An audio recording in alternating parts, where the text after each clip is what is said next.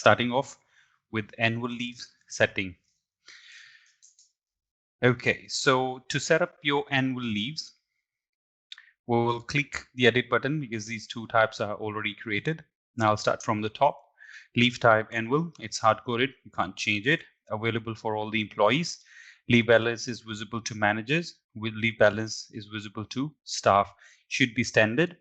Now we have, let's say, 10 days of leave entitlement. This is annual leave. Now this is a bit complex scenario. There are a lot of settings over here within one leave settings. Okay, so please be a bit attentive. That's the reason I wanted to have a break before I start this. Now, assign different leave days for different employee ranks. Remember the ranks we have set for for different positions in this company tab. Okay, so if we do have different ranks and different entitlement, then we'll say yes. So it will show us, okay, the normal days are 10 days, but for the management, we will start with 18. For the mid-management, we'll start with 16. And for the supervisor, we'll start with 14. And for ground staff, we will have 10 days. And if somebody does not belong to any rank, and if you haven't set the rank in the employee profile, by default, they will have 10 days. So this is the default number of entitlement. As soon as you will set the rank, there will be a checkbox, something similar to this, update for all the employees. You will check that box and then you will click the save button. I don't have to mention that on each page you have to click the save button to save the changes that you have just made. If you will simply refresh the page, those changes will not be saved. If you will try to put more ranks over there, there are no ranks. That means before you do more ranks over here, you need to create the ranks in the company settings. I hope it's clear enough. Should be simple and straightforward. Now, leave a reset cycle. So some companies have a cycle starting from 1st of January, ending on 31st of December every year. Some companies have an odd month, let's say starting from 1st of March, ending on 28th of February.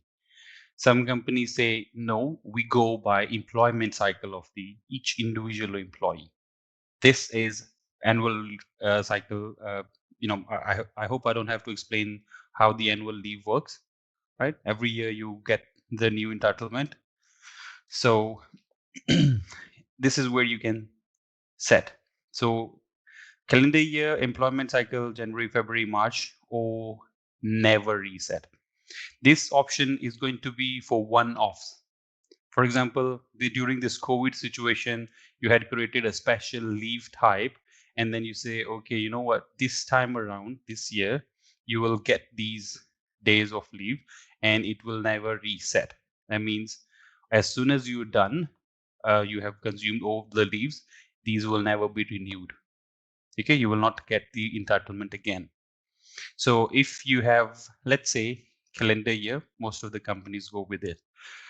I will cover the second scenario in a bit. Now, the next is prorate annual leave entitlement. There are two types of prorations, leave prorate and entitlement prorate. What's the difference between annual leave entitlement proration? If you say yes, you won't have any choices to make. This means if I have joined the company in the middle of the year or any random month, our cycle is calendar year, January to December, should I be getting full days of, let's say, 14 days if I'm from the supervisor rank? If I join, let's say, let's not make it December, let's say August, should I be getting 14 days? No. So in this case, what the system will do, the system will divide. There is actually a whole formula by the M1. Okay, we follow the M1 regulations. Remember, I told you about the Employment Act and everything, and everybody is treated fairly. Yeah, so those guidelines, we follow that. So based on my joining date of the month, and in comparison with what our cycle is, the number of leave entitled to me will be adjusted. Let's say 1st of June. So June, July, August, September, October, November, December, 7 months I will be working in this year, let's say, right? So my 14 days will be divided by, in simple calculation, that's not the calculation, I'm just telling you, 14 divided by 12 multiplied by 7. Okay, but there is an actual formula for calculation of this. I hope this is clear enough. Now, let's say I have 7 days of entitlement because I joined on an odd month in the middle of the year. Now, does this company have earn leave policy that I have worked X number of months, and based on that, I will be given the leave entitlement every month, right? So if that is a policy, you will say yes. Now, what will the system do? System will give me 7 days, and then because I haven't done my any work yet, and the company policy is probation will end in 3 months. So while I'm during the probation period, I will not be allowed to take annual leaves, right? That's the standard policy across the world. So as soon as I will finish my 3 months, I will be able to apply during the probation period. I will be able to see how many days I'm already entitled and how many I have earned, but I will not be able to apply. So at the end of the month, third, the system will have 7 divided by X number of months, whatever those were. Let's say 7 months. So 1 day each month. So I've done 3 months of work. I will have 3 days in my bucket that I can use. I will continue to work one more month. I'll have 4th day entitled to me automatically by the system. So this, yes, will do that proration. This is earn every month. This is overall month yearly leave divided by, again, not the same formula, but similar to it. So X number of months remaining for this year, then according to that, my entitlement will be settled. And then allow employee to use not earned yet. So if you will say yes to this, let's say right now I have 3 days only earned, right, after finishing my probation, but I want to apply for 5 days. System will allow me to apply for 5 days. If I have said it no, then I can only apply 3 days. But if I have 5 days, I have overdrafted my leaves, right? I've overdrawn my leaves. So the system will show -2 in my account. I will work 1 month, it will be -1. I will work one more month, it will be 0. I will work one more month, it will be 1 again. And then from there, gradually it will be increasing until the end of this period, and then it will reset. Now, in this case, the next year, I will have full year entitlement, and then it will be prorated based on 12 months, right? If I have no and no in this scenario, let's say this is no, first year, the joining year, is prorated. But the next year, I'm going to work in good faith the whole year, right? So I should be having full 14 days from the next year onwards. So that will be the behavior of the system. If you say yes to this, if you say yes to this as well, then it will again a prorate. But this time around, it will not be 7 days prorated. It will be 14 days prorated.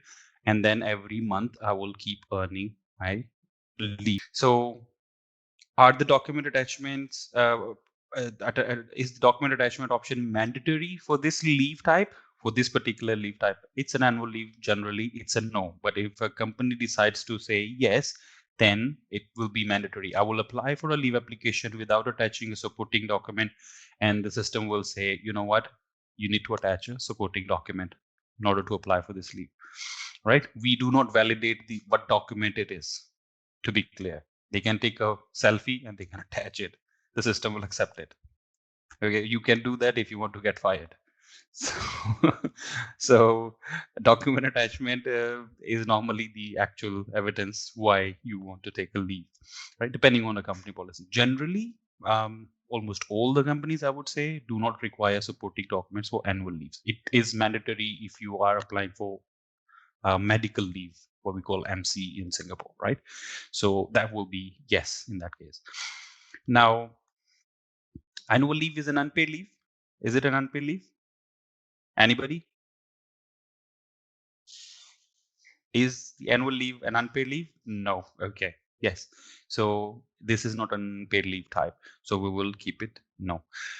Is there any leave notice period? Some companies do, some companies don't. I hope it is clear by definition, self-explanatory thing. If I'm applying for a leave application, should I be applying in advance or not? Right? But over here, it gets a little more trickier than that simplicity. So what happens is you can set how many number of days of leave application you're applying for and how many days of notice it is requiring. For example, one day could be used an urgent or emergency leave. So we will leave that. So we say if you are applying for 2 days or more, you have to apply, let's say, 5 days in advance. And if you are applying for, let's say, 3 days or more, then you will be applying 7 days in advance. And if you're applying for, let's say, 10 days or more, you will be needing to apply, let's say, 30 days in advance. Now, please note, these are not working days. These are calendar days, weekends included. Now, I have intentionally left a gap, huge gap over here in between. So that means if I'm applying 2 days, then I will be applying 5 days in advance. Otherwise, the system will not allow me to. Okay, let's say I apply a leave application starting from tomorrow for 2 days. The system will say, no, there is no enough advance notice here. Now, same thing will happen 3 days or more, 7 days. So up to 2 days, I can apply within 5 days. Then 3 days or more meaning up till 9 days. I have 7 days of notice. And anything above 10 days require 30 days of notice. I think it should be clear enough for you guys. If you have a question, please type in. Is this leave allowed in probation? Generally, most of the times, it's not allowed. Now, do you have annual leave encashment? If you say yes, then when the new cycle will start, right now we have set the calendar year, 31st January is over, January 1st, 31st December is over, January 1st starts, it will start showing leave encashment in the employee profile in front of this annual leave type. I'll show you an example, then you will understand this. Okay. If you do not do the encashment, you can do a carry forward leave. It can be both the settings. Either you allow them to use in the next year as a carry forward or brought forward, or I don't know what other terms are, or you give them money. Okay, you had 5 days unused annual leave from last year. Here's the money for that. But you are no longer allowed to take those 5 days because you haven't cashed those. Or you have carried forward those 5 days. You have X number of months that you have to utilize the leaves within. Okay. It can have both the settings. Some people will go, I want to encash. Some people will say, no, I want to carry forward. So you can have both. Yes, if you will do encashment, that leave type itself will be gone from that employee's account where they have encashed it. I'll show an example again, then you will understand this better. But I hope the concept you understand. Now, carry forward leave. What are the regulation of carry forward leaves? Either you have fixed, or you have percentage of balance, or you have percentage of allotment. So let's say I say fixed. Everybody in the company must be able to carry forward 5 days. Okay, 5 days as carry forward leave, whatever the leftover of annual leaves are. What happens if there are more than 5 days? Those are perished, expired, gone. Okay. What if you have less than 5 days? So whatever smaller number you have, let's say 4 days, 3 days, 2 days, 1 day, if 0, then there is nothing. That number will be carried forward. How many months of expiry does this carry forward has? 3 months, 4 months, 5 months, or never expires. It will be rolling year on year. Okay. If let's say 2018, I had 5 days left. I used 2 of those carry forward leave, and then I started using my annual leaves, which should not be the case actually. Different companies, different policies here. And then I started using my annual leave. I didn't finish those 3 days, and then again I was left with 5 days. So total of 8 days, but I can maximum carry forward 5 days. So 5 days will be carried forward again, right? So it will be keep rolling add on every year. So when I say expiry of 3 months, within 3 months, you have to apply the leaves. Now, please understand this. There is a difference between leave application and leave consumption. I can be in the month of March, which is the third month, and I can apply it for April. Okay, please clarify this. I'm in the month of March, which is the last month, even 31st March, I have 2 days left. I can apply for April, May, June, July, December, whatever month for that year period, because you have to apply within these months, not consume necessarily. Because I plan my holiday in June for summer holiday. I will need these carry forward leaves by then, not before. So it should be allowed. It depends again, company to company. Now I have annual leave, I have annual carry forward leave. Which one should I consume first? Which one should I apply first? Over here, if it doesn't matter, I can apply either or. Like if you had never expiry option, then it will make sense to have none. But if you have an expiry here, then best is you finish your carry forward before those get expired, right? Because your annual leave still has until December based on the cycle up there. Okay, so this is the carry forward leave policy. Now there is a button over here. Is it same for everybody? If I say no, then it's going to be a same for everybody. If I say different ranks have different carry forward leave policy, then the same thing. This is the bare minimum. Okay, this is the default. If somebody does not have rank associated to them, then I say top management, fixed days, let's say 10 days, and expiries until December.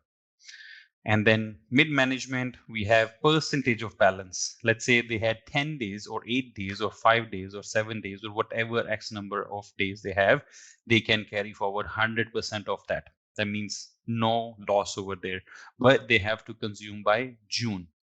And then the last option over here is, let's say supervisors, they have percentage of allotment. If you were given 14 days, you can only carry forward a maximum of 25 or let's say 50%. If you have 7 days left, you can carry forward 7 days. If you have 10 days left, you still can carry forward 7 days because 50% of 14 is 7 days. And if you have less than 7 days, then the lesser number will be carried forward. And then they could have, let's say, again, different month of expiry for them. And for the ground staff, the poor fellas can only carry forward 3 days and they have to finish by March. All right. My normal suggestion is if this is the minimum, then keep it same as minimum because these are going to override this minimum.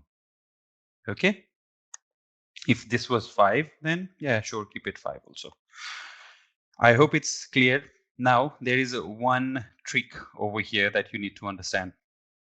Okay, I'm going to say no to this first, and then I'm going to change it to employment cycle. Okay, all the things remain the same, but the carry forward will be a bit different. The settings is the same. Every single individual employee has its own expiry recycle. So if you say December over here, the same logic will apply the number of month. If June is 6th month, then you have 6 months of expiry. Okay, in that case, the June, January, March, because I had said this before, that's why it's appearing here. So then it will be based on your individual cycle. Mine will be different than my colleague. In short, everybody will have different. Okay, so generally to avoid the confusion, the companies have calendar year and then they have this proration of entitlement. Okay, so then you have 1 year odd, the next year you join the mainstream. Now, is there any annual increment month, year to year? Sorry, if you say yes, now there also the employment cycle comes into the picture. Okay, the renewal cycle, is it the employment cycle or is it calendar year or is it an odd month? So if you say perform leave increment only on employment year completion.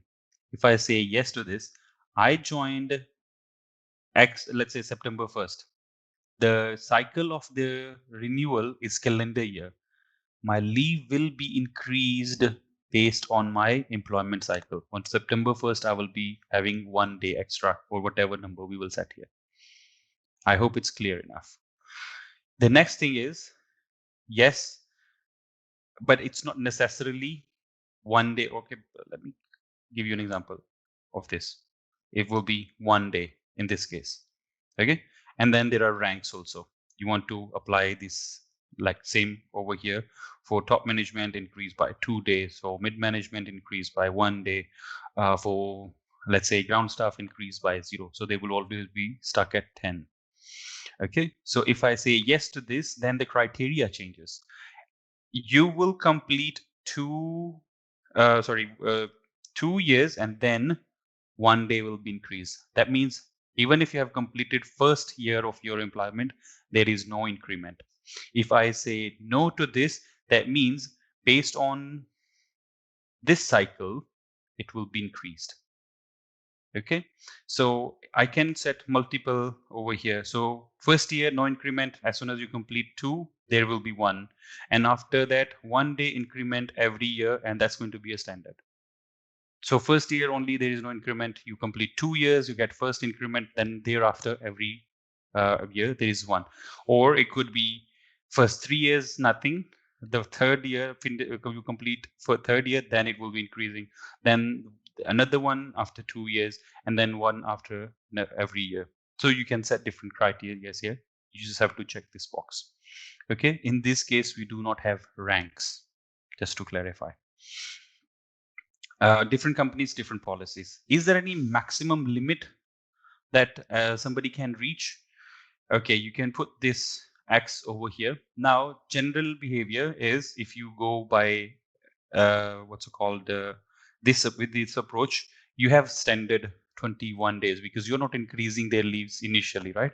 But we are thinking to introduce the ranks in this as well. But if you had said no to it, and if you say yes or no to this, does not matter. In this case, you will have the ranks option because your leave is increased every year, right? If you have been employed, let's say with this company for 20 years, you started with 18. Right now, you will be like looking at 2 full months of holidays, right? So that's why you can set top management can reach, let's say, 21 in, and then the mid management can reach, let's say, 20 days, and you can set the rest of it. Okay, then in that case, whatever the limit, the minimum limit of lowest number you have, then you will put that here. In case this is going to be default, if there is no rank set in the employee profile, then this will be followed.